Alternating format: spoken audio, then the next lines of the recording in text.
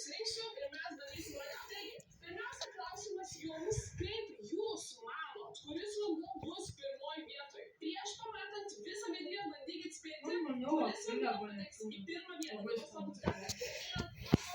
Taigi, aš įsimerkiu tiesiog ir pas mus random metalį. Akvilė, turim akvilės vandenį. Šiaip tai nėra kažkas labai naujo, tikrai nepasakysiu, kad pirmą kartą ragauju ar nesuragavusi. Akvilės vanduo man šiaip jau taip priešingai sakant, man atrodo, toks mano kaip jaučiu pasirinkimas yra parduotuvėje, labai daug nemąstau.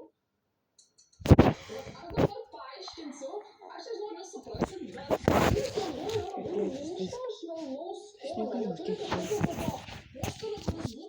Kaip short. apie šitą vandenį atrodo viskas yra tiesiog gerai. Jis tiesiog yra paprastas geras vanduo. Ir aš tiesiog šitą vandenį statau pirmą vietą. Nes aš apie jį neturiu nieko blogo pasakyti. Aš noriu pasižiūrėti, kiek kainavo akvilės vanduo.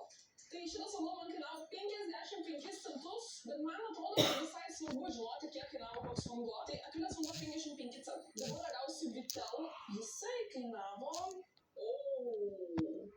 Euras 15.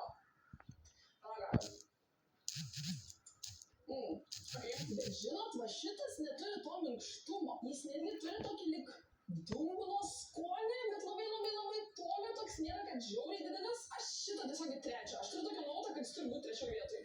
Aš nežinau, kodėl. Tai dabar tiesiog galime iš karto ragauti šitą žalia giria. Gerai, šitas kainuoja 49 centus. Ziko rodo kažkokį biškį didesnį. Dar kurva 3.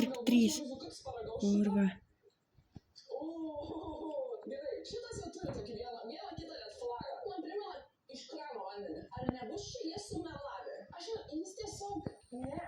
Aš šitą dedu į 7 vietą. Sakė, 7 parašė 8. Neptūnas man kainavo...